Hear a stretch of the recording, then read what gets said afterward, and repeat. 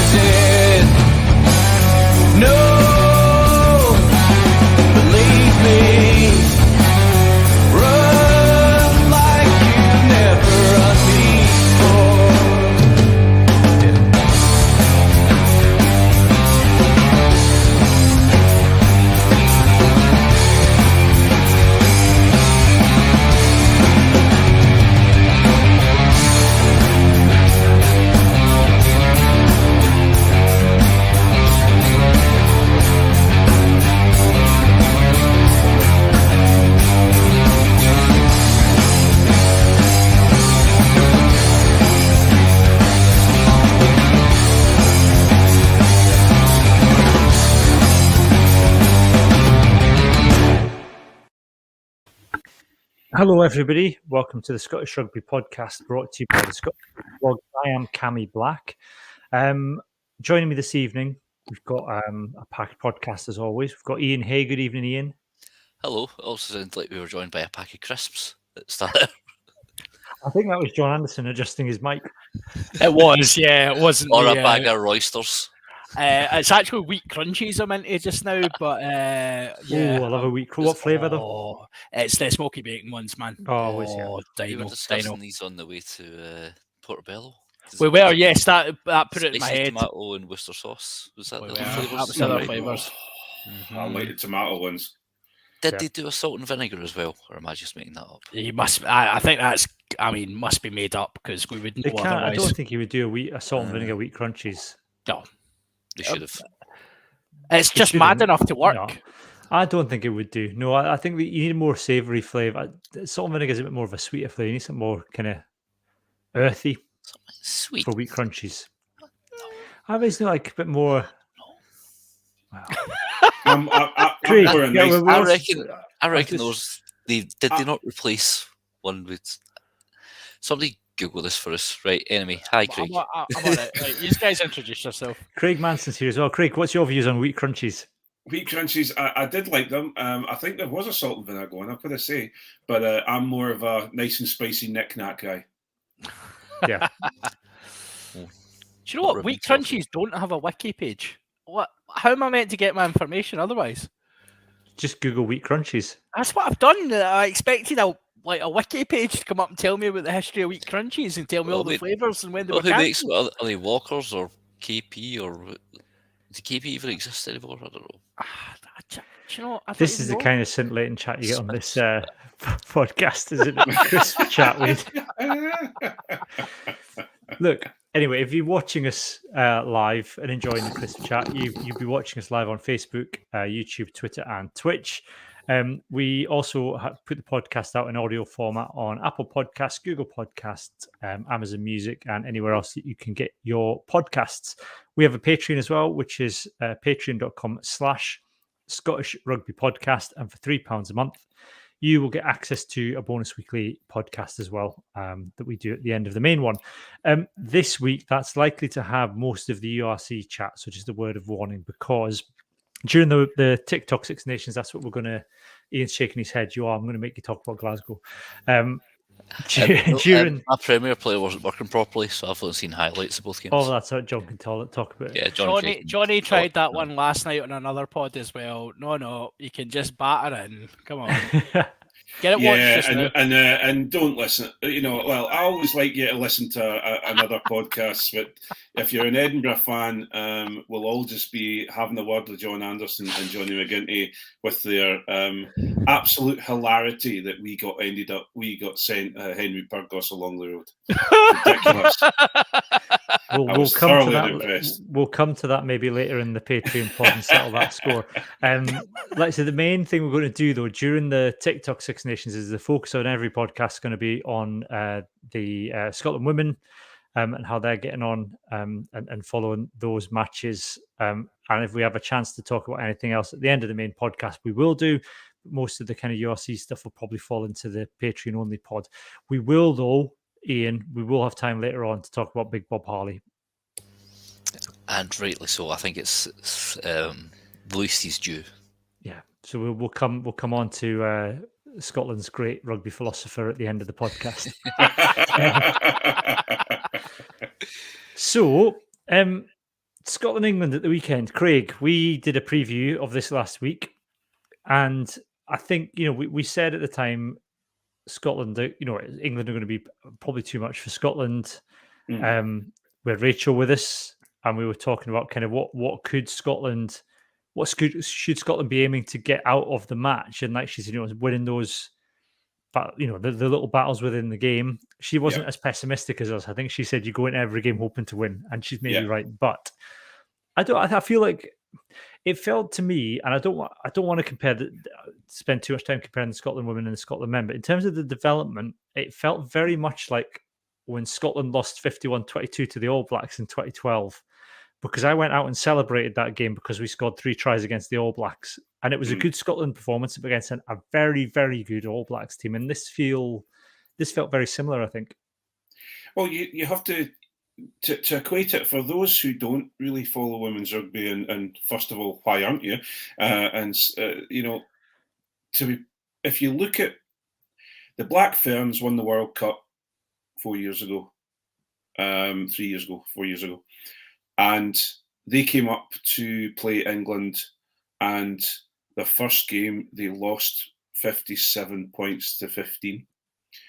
Now, if you look at 53 points to 15. If you look at where we are now, where Scotland are, they're doing, not to, put out a tweet like you did earlier on, Cammy, last week about the Lions, etc., and Edinburgh. But if you look at how Scotland have played, they're getting similar scores to the Black Ferns at this moment against England. So there's got to be positivity. You've got to look upon this as a positive situation. They're almost getting to the level of the other teams,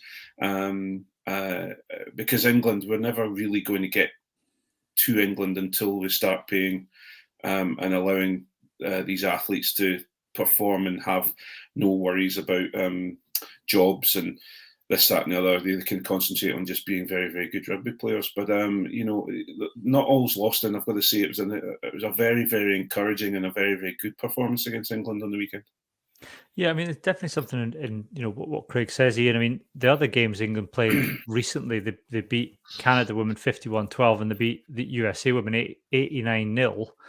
Both those teams are higher than Scotland in the rankings at the moment. So for Scotland to put in that the performance they did at the weekend, which is actually a very good performance when you look at the statistics. The scoreboard doesn't tell the whole story, I don't think, but Scotland are thereabouts with now in the mix with the other teams at the top of women's rugby. If we are kind of treating England as a bit of an anomaly at the moment. Yeah, if they're the Harlem Globetrotters. I remember 2 years ago, I was actually supposed to go to Scotland-England game, but then it got moved because of snow to the day after. And Scotland ended up getting nil. I think it was maybe like 39-40 something nil. But the thing is, England are just a cut above. Every time, Scotland, they almost sort of dominated the first maybe 8 minutes. They had a lot of possession. They were making it, just little bits over the gain line, but they looked very comfortable with the ball. Then as soon as England turned over, they're lethal.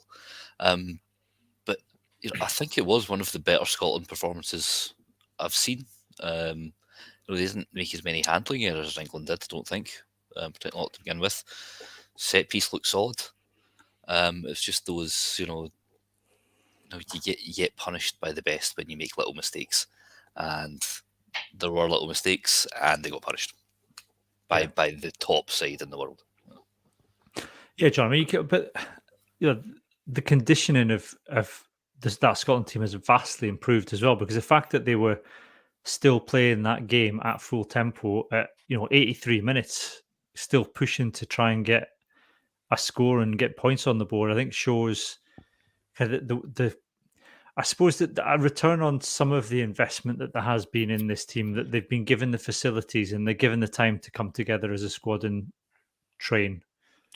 Yeah, I think that's completely fair. I think you've obviously touched on it right at the start to say that the scoreline doesn't obviously do any justice to this, and that is in part due to England, who, as we've all discussed, they're by far and away the best team in the world. The stats, as you said as well, the stats really do support Scotland were vastly improved to where they were last time out in the Six Nations, where they've been in the World Cup qualifying. These metrics, they'll be what the guys will be looking at and be taken away and being like, yeah, you know what, see if we can improve in these areas. We've kept the best team in the world. We've kept them honest, right? They've done worse to a lot of other teams, and I think Scotland were very strong. The big concern for me, I've got the stats up here and I'm playing about with them as we talk, and it's kind of played out in the stats actually. Missed tackles. Again, you've got to expect mixed tackles against a team of England's calibre, but to miss as many as Scotland did, that's 21 missed tackles. You can't do that against anyone, especially not the best in the world, because they will just destroy you. But as you say, fitness-wise, they kept going. They stuck in. There was lots of competition. They've made England make a lot of tackles as well. So that's things to build on. Yeah, I mean, some of the stats, I want to come on to kind of what can change in a bit, but some of the more positive stats, Craig. I mean, Scotland had most time in possession, most territory, most time in the opposition 22, most possession in the opposition half. It's, they were kind of, when you look at the stats, it tells a very different story to the scoreline. Yeah, and I think for me, I looked at I looked at the visuals of it more than the stats, and if you look at the work the forwards did, and the set piece was almost they almost had parity with England. In fact, they put England under pressure a few times as well. So for me, I think that we've talked about it just a second ago about their ability to train together. I think also the amount of work that obviously a good 90% of the team are now playing in the Alliance 15s, in the Premiership 15s, so they're being exposed to higher levels of rugby, and a lot of the English team are their teammates. So I think that they've got that no longer do England to them seem like this juggernaut that's coming down towards them, and they've got to try and deal with it. They're actually on parity with them. It's just the little bits and pieces that are needing to start coming together if they have more and more time together. Putting the tackles in, and keeping the ball alive, as Roger would say. Yeah, I mean, I think again watching it, it's that it's the thing the All Blacks used to talk about was red head and blue head. Actually, in attack, Scotland looked very calm and structured. It was more in defence when the panic set in a couple of times, and that's when England inevitably kind of capitalised it on and scored. Mm-hmm. And interestingly, it kind of was coming from the more experienced players, and I don't know if there's just kind of that kind of flashback to, oh, here we go again, kind of thing that you would get from having been on the end of beatings, whereas some of the newer players were kind of came in and really hit the ground running. Yeah, well, the big thing again, it's this whole thing of we talk about generations learning from other generations. The good thing about the young players coming in is that they only know if they come through the system and then they go and play for Harlequins, or they go and play for Bristol or DMP Sharks or wherever, or Loughborough. Edinburgh Uni is incredibly highly thought of as well. they're being exposed to it straight away. They don't have to think about the old days of the playing in the Prem, which is a good level of rugby. But if you went from the Premiership in Scotland, playing each weekend in and out, and then all of a sudden you go in, pull on a Scotland shirt, and you're then playing against a professional England team who are coming right at you. You're obviously it's a big jump. So I think the younger, it's almost like the younger generation have never experienced it, so they don't worry about it. It's just something that they just click into. Right, here we go, and they actually did say they look very, very good, and it's a lot. There's a lot on social media. Probably 60-70% is positive. There's a lot of people saying, well, they still got beat 57-5. You have to understand how much growth there has been and how much they are looking, a far better team. Yeah, because Ian, the stuff that went wrong was fixable or seems fixable. It's just, people standing in the wrong place, not guarding rucks. It's, knowing to go and tackle, like, I think Ronald Lloyd went high and got easily handed off for one of the England breakaway tries. These are all just matters of tweaking and technique. There's nothing here that's, England are obviously superb, but it's all fixable and sortable within the space of the tournament. Yeah, but we say that about the men's team as well, don't we? That's what separates the great from the good, is making those right decisions at those split, those split-second decisions, making the right ones. And it's about staying cool and keeping shape. A lot of time when I've watched the game back today, Scotland defence, some players were completely darting out, or Nick Griggs in it, as I like to refer to it as from now on. And it wasn't even dogleg, and it was like like an upside down McDonald's sign is what it was what the defensive line was doing. So yeah, they are all fixable, but it's actually fixing it is the hard thing. Because I've noticed, like Italy seemed to be our bogey team. A lot of time when I've noticed against Wales and Ireland, seem to defend quite well. Maybe it's because they've got a more, like their male counterparts, slightly more stodgy game plan.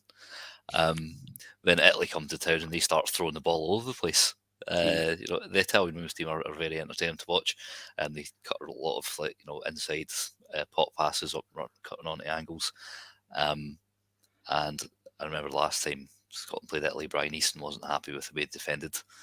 So yes, they are fixable, but fixing it is it's quite a separate matter. But let's hope they damn well do. And now they get more time together, I'm sure it will improve. Yeah, and that's the thing, John. I think the difference, though, is, with the men's team is, whilst it's fixable, there's the question of whether anybody within the camp wants to fix it or go their own way and do their own thing, even during games. For a couple of jars. Yeah. That's not an issue for the Scotland women's team, because everyone knows the role and they stick to the role. No one's trying to force things. No one's trying to do win the game themselves. There wasn't a great deal of, you would have thought with that scoreline and the way the game was going, there would be a lot more frustration on show, particularly from maybe the players that maybe have faith in their own ability. But there wasn't. Particularly in the attack, everybody did their job. Yeah, you can see they're all really bought into the message. They're all about that development. It's about, the messages coming out of camp, or we need to put in, I think it was Tyrone Holmes was on the press before the game saying, we're just looking for 5 good performances, 5 solid performances where we've competed. They're not being unrealistic. They're not believing. And that's the sign of a really, really good sports person, to know where you're at and want to strive to improve, strive to be better, but knowing where you are as a collective and buying into improving that. And the men could learn a shed load from the mentality. The women's team have improved significantly over the last few years. They've hit milestones. They've had landmark victories against the odds. Let's be honest, like they're still competing with 2 hands and a leg tied behind their back. and yet they're making these big wins. They're competing. They're making teams like England have to beat them as opposed to just turn up and beat them. And that's what's important. And you can see they all believe in that, and they're all striving to be better. And that, that's a mentality thing. You can't teach that, and that's amazing. There is something in that, Craig. And I don't want, playing for the love of the game and what it does to you, as opposed to, because they don't. I'm not, absolutely they should be paid and supported with what they deserve. But I think there is an element of that. It doesn't make you take it for granted. Do you know what I mean? Yeah, absolutely, and we are at this point of we have these athletes that are right on the cusp of going from amateurs to professionals. I'll tell you one thing: if any of our listeners should seek out and watch "No Woman, No Try," the documentary that's just come out on Prime. It explains quite a lot of what I've seen and how women are treated within the game, and even just down to small. It's not small things. It's actually a massive thing, but it's getting kit right and stuff like that. But all of those experiences and all of these and please.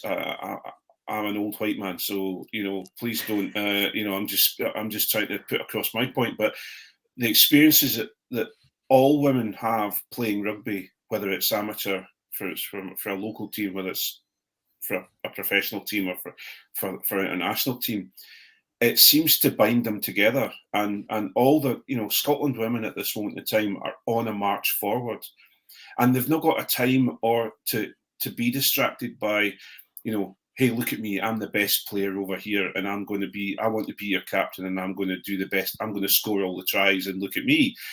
They don't have time for that because they've got to get ready for the World Cup. They've got to push on, and they have more and more things to strive to be better. There's too many too many people within the men's game who believe in their own hype, who believe they are the best player within their squad because they have that comfort. They can do that. Whereas within the women's game, they're always told that they're not good enough. They're always told that they're not, that they always have to strive to be part of the club, or they have been up until the last few years and are still working hard. So I guess that's a really long answer. Again, I'll do it all the time, but it's driving women's rugby forward, and I think it's a state of mind, and Scotland's rugby are showing, Scotland women's rugby are showing that they are pushing forward, so they don't have time for any other the other crap that comes along. Yeah, I don't know who you could possibly mean, Craig. Well, and speaking of Stuart Hogg, but he knows. The thing is, though, Ian, he knows where his next Scotland game's coming from, regardless of whatever Gregor Townsend does. Stuart Hogg sitting there knowing, barring injury, he's going to be Scotland's most capped player. He's going to get the most tries because he will know now, at his age, how many more games he's got in a Scotland shirt between now and when he retires, because he got 6 Nations, a summer tour, and autumn tests. The fact that we were talking, and this is what we talked about last week on the podcast, women don't often know when their next game of international rugby is coming. Do you know what I mean? That's because there's no autumn tests, there's no summer tour, there's no, you got the 6 Nations, and then, well, let's just see what happens after that. Yeah, true. And also a lot of time they don't know what position they're going to be playing in, or if they can get time off work. One thing, because you look at Christine Belial, who's now muscled her way into first choice tight head. I'm pretty sure she's played at centre and blindside flanker before for Cartha. I think our friend Rona Sweeten has told me before. But they are starting to look like a settled 15. But like you said, there is only the fixture list up to a certain degree, and then even in the pandemic times, whereas the men had all the bubbles and security all sorted out and arranged for them, the women didn't. So that got their tournament pretty much scrapped. Did Scotland play any games at all in that Six Nations? Was there 1 or 2 and then it got 1 or 2, then it got scrapped. Yeah. So it's about time we got some parity there and a proper organised. I mean, this thing. I suppose there aren't. It's almost like cricket. There's not that many nations who you could get a decent competition with, but it's up to World Rugby to expand it. And I mean, we know it's kicked on plenty here and in other countries, so there's no reason why it can't in certain other areas where rugby is maybe a sort of secondary sport. I mean, look at what Scotland did to South Africa women's team a couple of years ago. Decimated them. And South Africa are a nation of the world champions, for God's sake, in the men's game at 15s and 7s. Yeah. I think it's worth as well, we talk about being a settled 15, John, but there was some really good, phenomenal performances from the bench as well. I mean, Shona Campbell. I mean, the hit, that hit. That's just an impression of what happened. Was it Helen Rowlands? Was that her name? Yeah. That'd take the wind right out of you. Lined her up, went like an arrow. And that's the thing. Like, being able to do that is a sign. Obviously, you want your bench coming on and wanting to make an impact and wanting to be part of this team, but also just having that bit of quality to be able to.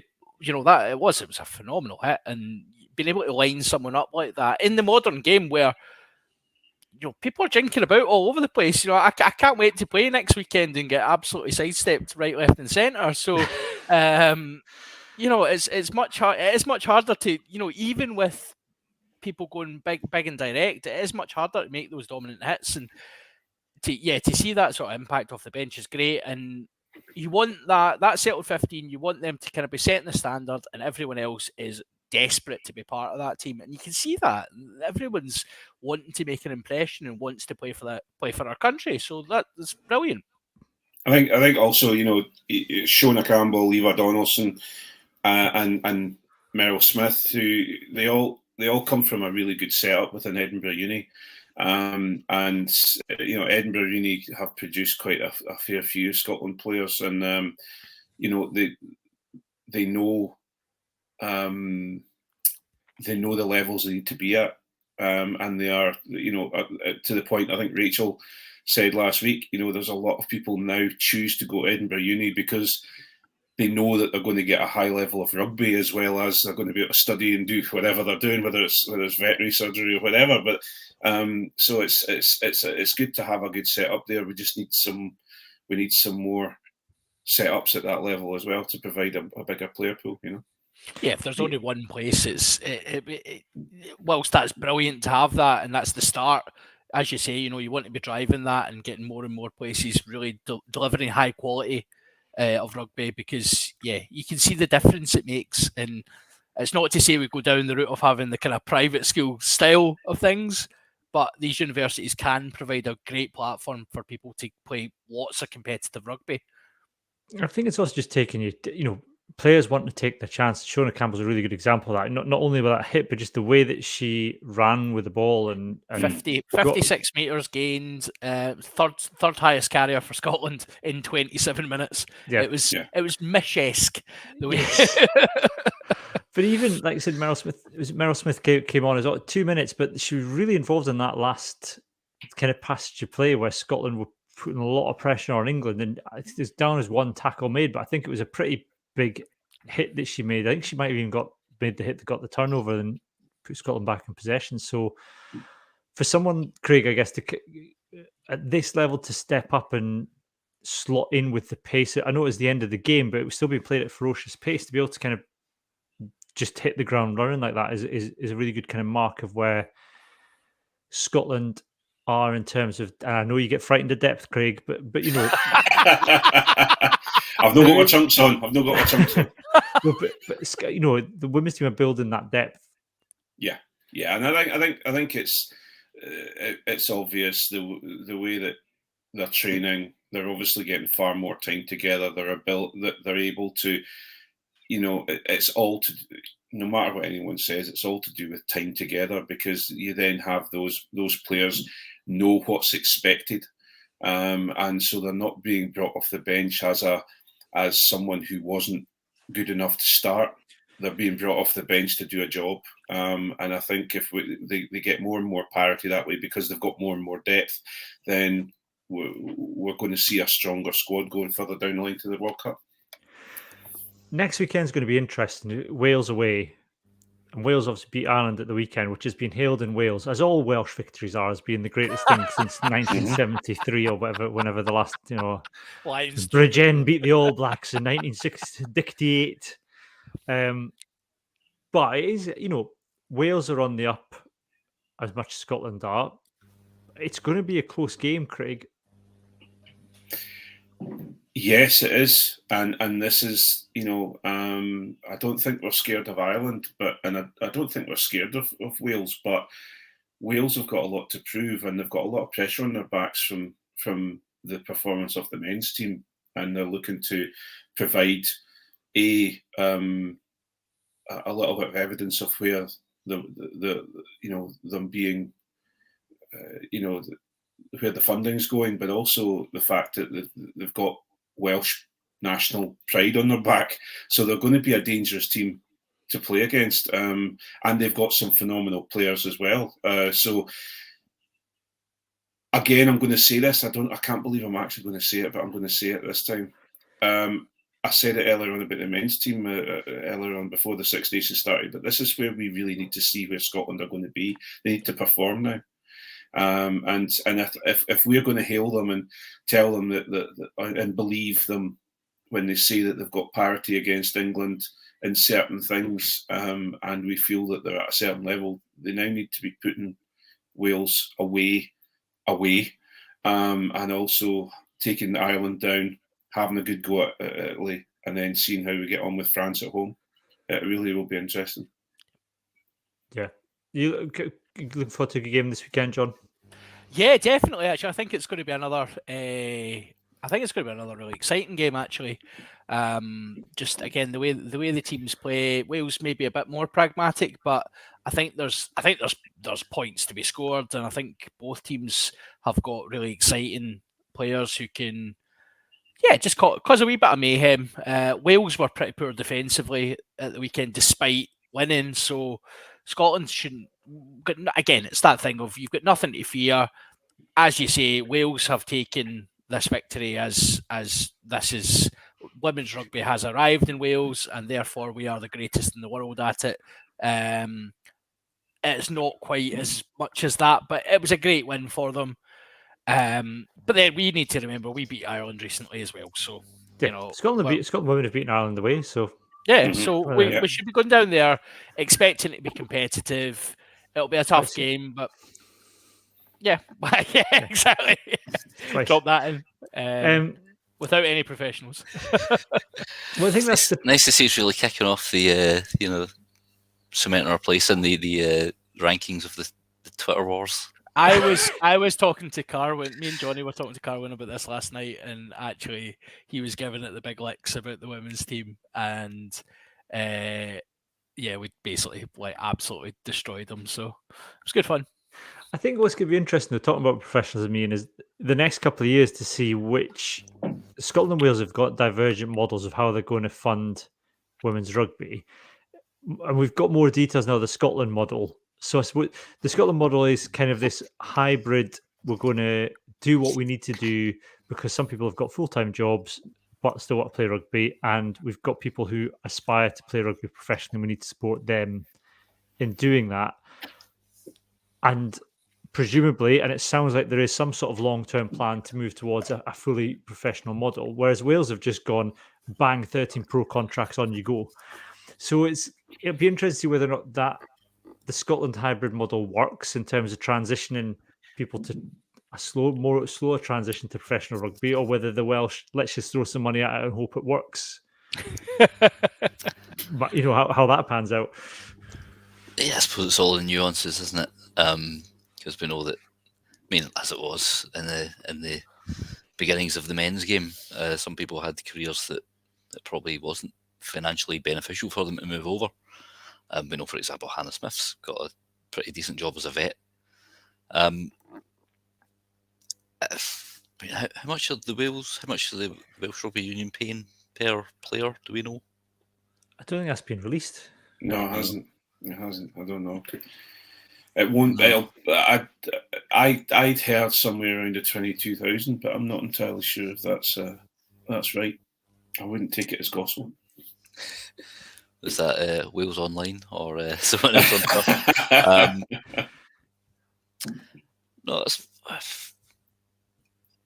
it depends on how successful it goes, I suppose. Whether it seems like, I think it is a good idea to maybe sort of tailor make it, just as long as it's fair-ish. Then you have to allow for certain things.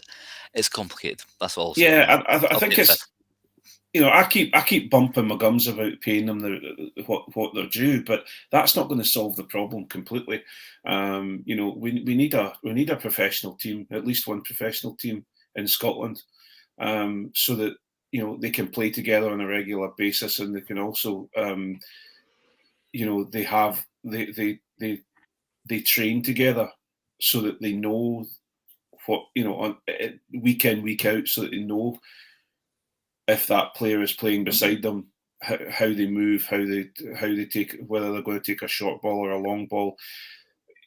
We really need what's been shown by all of our players. Most of our players going to the Alliance 15s is it's shown how much they grow when they're playing in a professional sport and up against the people who they're going to come up against in the international squads. So I think if we can go down that route of getting ourselves a team in Scotland, then at least that's going to play hopefully in the Alliance 15s or whatever, then we have the ability to then bring the team together more and more. 19 grand a year the Wales women are on. Which Right. is shocking. That's shocking. Disgustingly low amount of money. Nice. Yeah.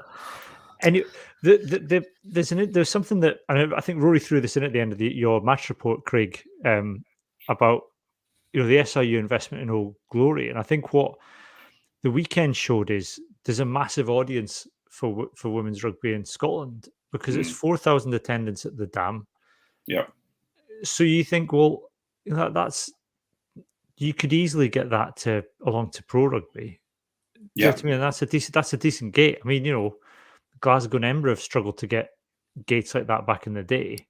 Yeah, they don't know. I'm not going to make an Edinburgh joke because it's not relevant anymore. It doesn't happen. Because that's John's job. It doesn't happen anymore. It just doesn't. Yeah.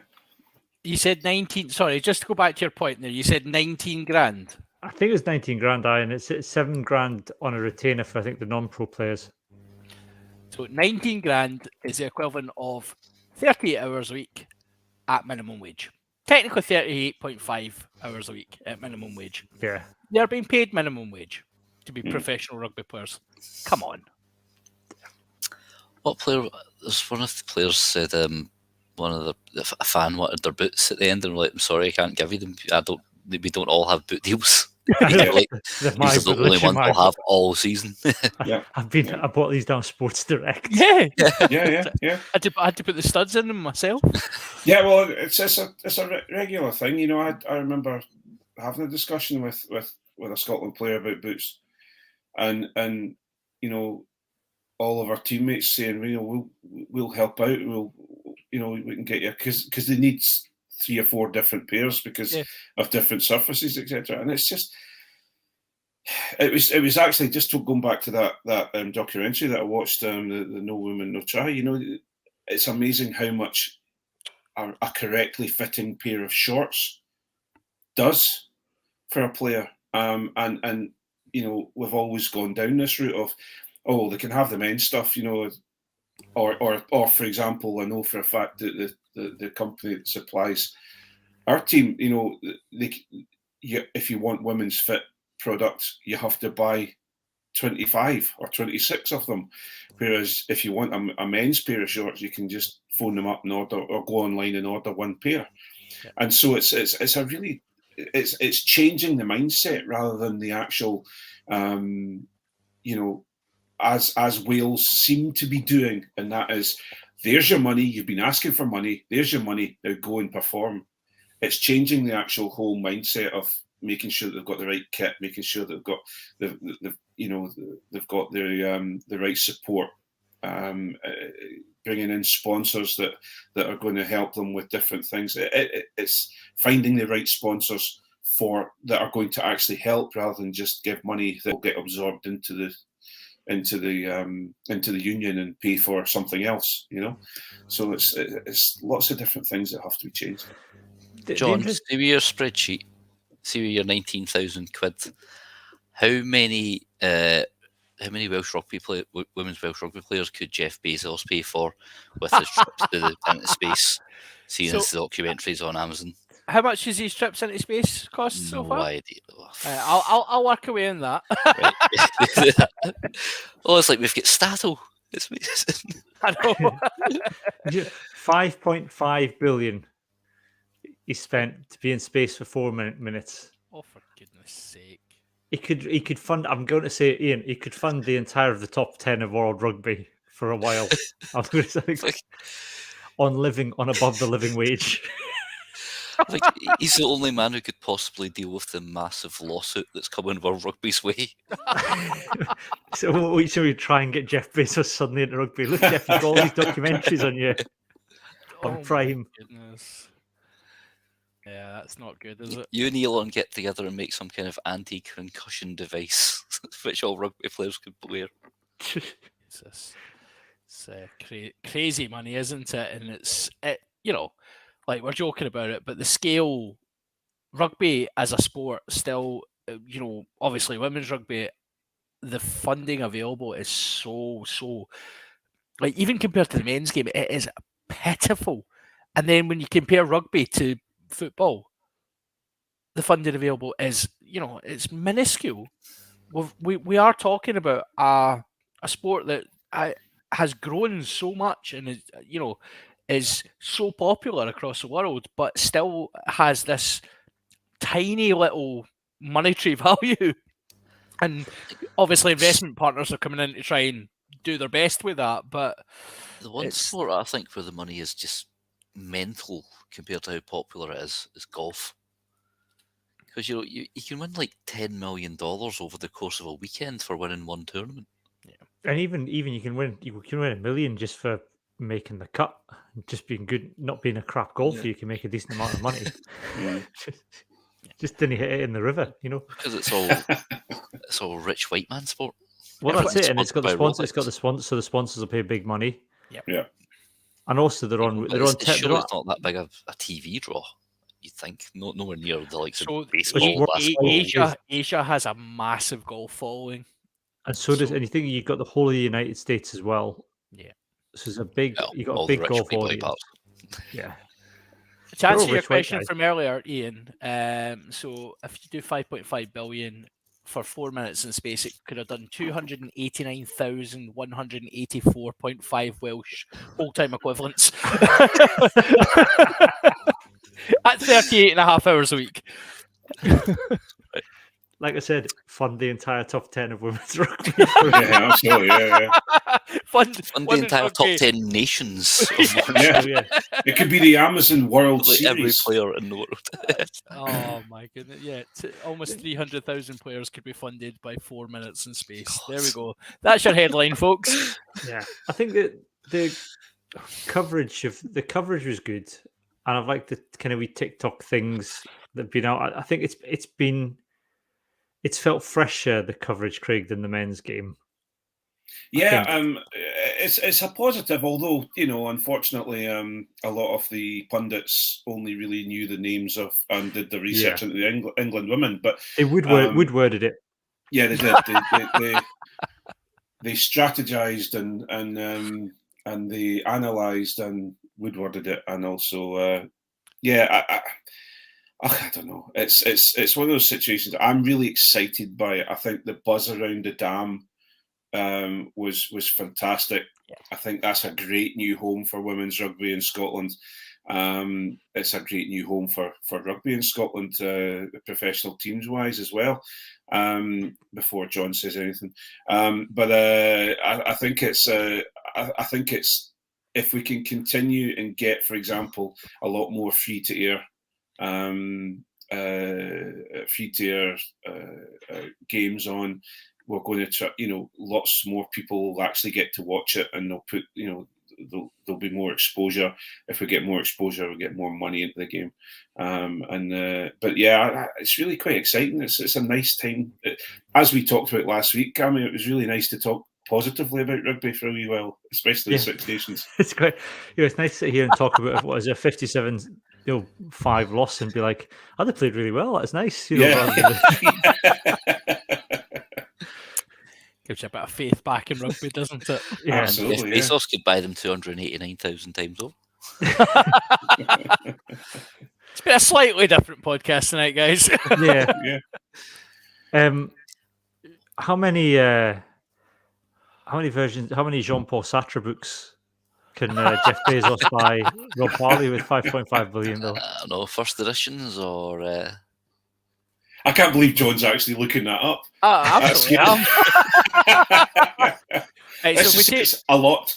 So if we take the first one, which is existentialism is a humanism, which is the first result on Jeff Bezos' site, which costs £7.29. I believe that's also Rob Harley's line-out call.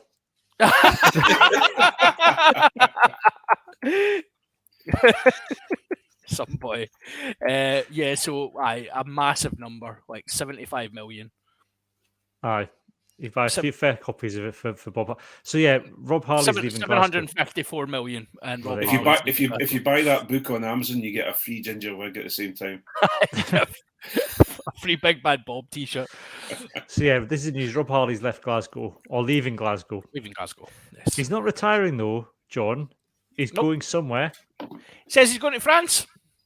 Does he? Is that the latest? The latest is he says, I would really like to go and try France. I know the lingo. So can you imagine? There is a match made in heaven. Oh, yes. Right?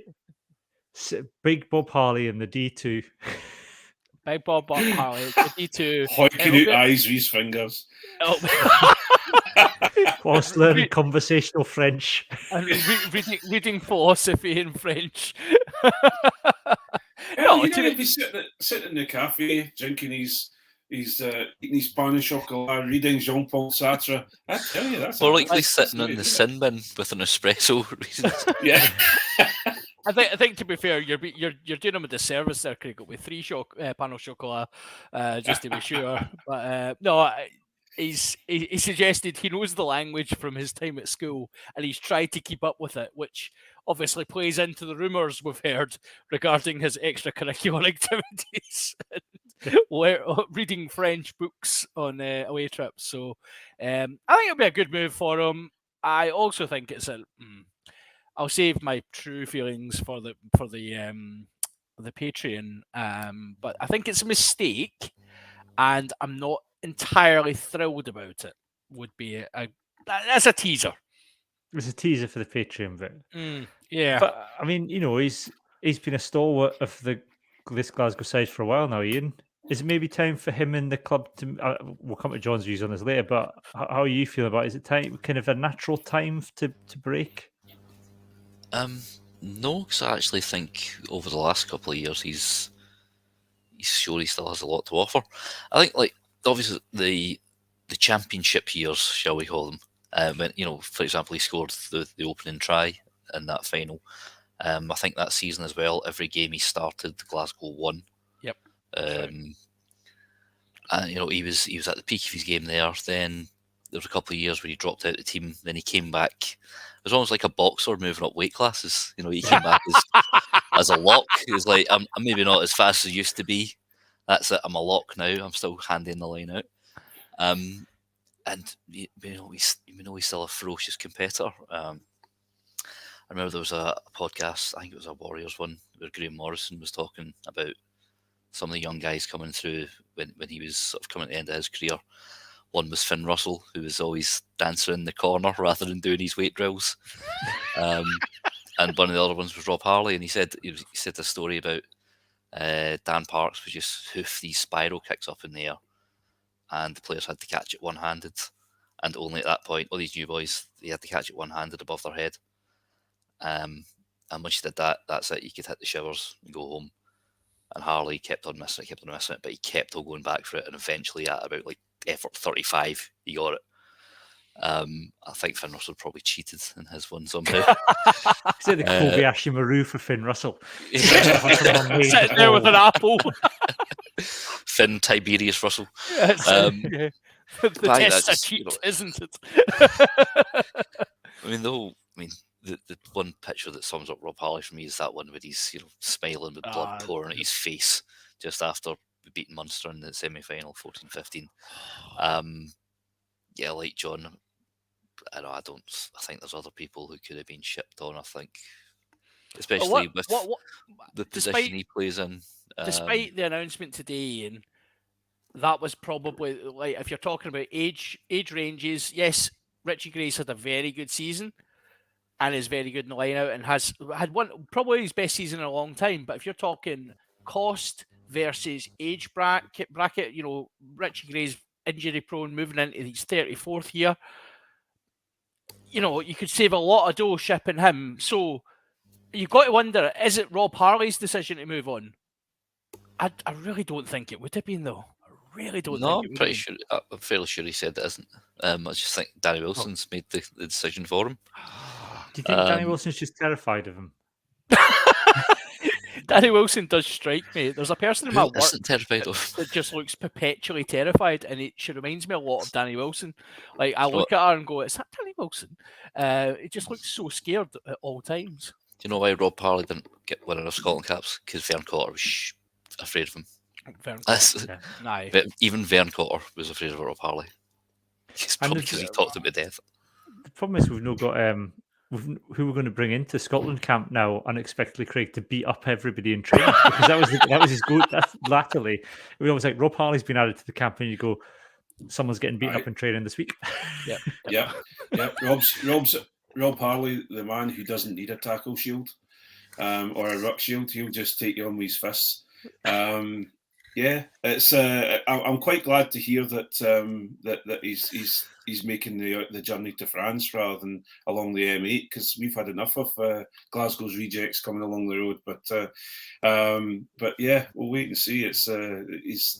I would like to say, as an Edinburgh fan, but mainly as a Scotland fan, he's had a phenomenal career with Glasgow, and he has to be thoroughly thanked. And I hope Glasgow makes sure that he gets a good send off rather than the pretty.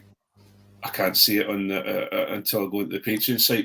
Lackluster. The lackluster Ross Ford's goodbye that happened within Edinburgh. But no, good on him. If he gets a chance to go to France and earn a fantastic wage for a couple of years, and then good on him. He's performed incredibly well for Glasgow.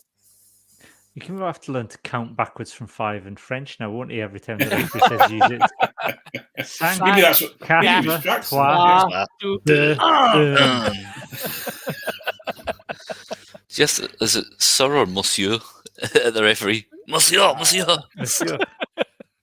I don't know if anyone knows. If anyone's played rugby in France, please get in touch. Can you imagine? Like, I really think the French accent in Bob's voice is going to be actually. I think black holes are going to open and like the world is going to implode, because that's going to be terrifying. Like in a world of confusion, Rob Harley speaking French at all times is going to be too much. He's going to be a god there.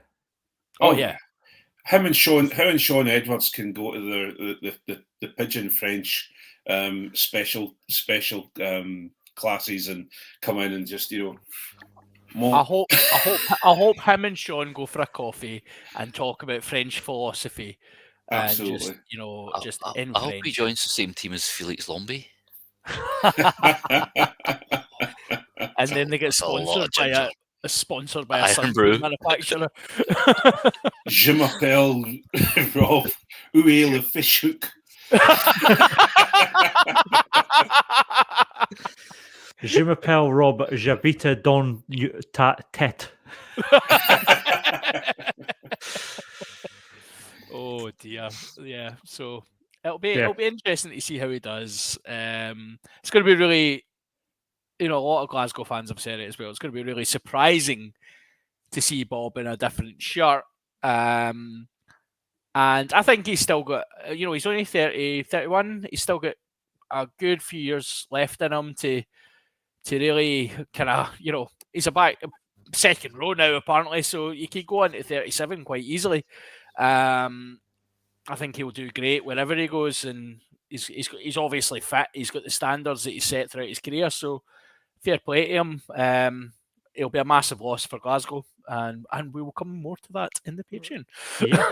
Speaking of which, I think that's a good place as any to leave it this week. Like I said, we're going to, if you want a Patreon podcast, we'll talk about the URC games from the weekend. We'll talk a bit more about Big Bad Bob, maybe a wee bit about Richie Gray as well, and a couple of hands in the ruck as well. Like I said, if you want to sign up for that, it's patreon.com/Scottish Rugby Podcast, £3 a month. We'll be back next week. I won't be. I'm on holiday. John. That's right. I'm hosting next week, aren't I? You'll be in the daddy chair. Craig got upset when I put him in the daddy chair last week. He did. I wasn't really upset. I wasn't upset. I was more terrified. What could possibly go wrong, Craig? Yeah. This is the last podcast in my 30s. Oh. I'm going to be 40 on Sunday, so I don't know if I might still be drunk by next Wednesday. I don't know if I'll make the next podcast. Yeah, I'm not sure my liver will. We'll see.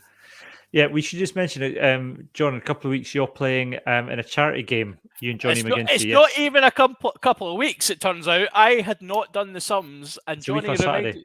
Yeah, it's like 9 days away. So yeah, we're playing in a charity game 9 days from now down in Southport for Melanoma UK. Myself and Johnny will be travelling down to represent the Nick 15 in memory of a gentleman who passed away from melanoma, various things. It's going to be pretty crazy. There's quite a few of the. It's nice because we've had a mention alongside some very esteemed podcast alumni who are also playing. You've got Lee from Blood and Mud, Grav from Rock and Roll's now playing. We've got Will Owens from Squidge is playing as well, and obviously the highlight is me and Johnny clearly, but it'll be really interesting. Sam Larner's going to be there, I think, as well. Sam Larner as well, yeah. Been on the pod before. So yeah, lots and lots of people who are going to be there for that. It's the Nick Giles 15 RFC. If you can find it on Twitter, there's a link. I've just tweeted it now. The fundraising page for it.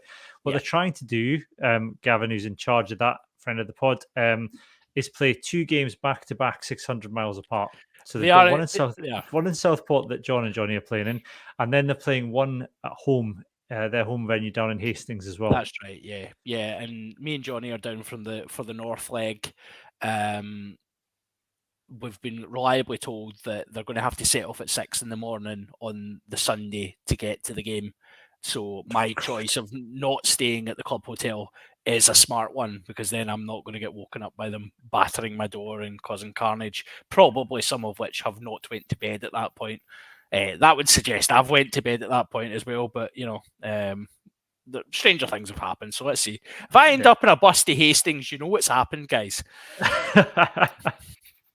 I'm pleased this isn't this weekend, so there's someone to cover the podcast on Wednesday. Yeah, I'll be riding a megabus back up to Glasgow for Hastings to then get one back down to pick up my car. Next week's podcast is just Craig and a Premier in by himself. And me turning up at the door going, Craig, can I stay here tonight? Totally staring at the camera going, like what's his name in Wayne's World? Garth. Slowly zooming in on you. Yeah. On that note, that's it for this week. Like I said, Pod will be back next week with John and Craig and maybe Johnny as well, and possibly Ian if he's recovered from his birthday, to look at the Scotland-Wales TikTok Next Six Nations game. That's a mouthful. But for the moment, it's goodbye from me and goodbye from Ian, John, and Craig. Bye. Cheery bye. Night, troops.